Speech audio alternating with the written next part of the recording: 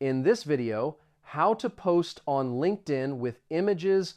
I will show you step by step how to post on LinkedIn with images. First, open the LinkedIn app on your phone or go to the LinkedIn website.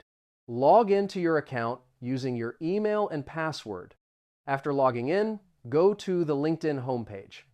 Now click the option called Start a Post.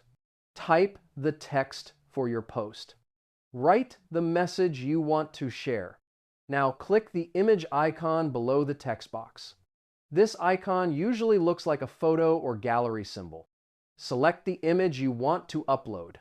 Choose an image from your phone or computer gallery. You can also select multiple images at once. After selecting, click Open or Done. The images will be added to your post. Now review the text and images. Make sure everything looks correct before posting. You can choose who can see your post.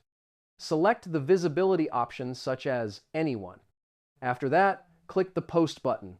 Your post with images will appear in the LinkedIn feed. This is how you can post on LinkedIn with images easily.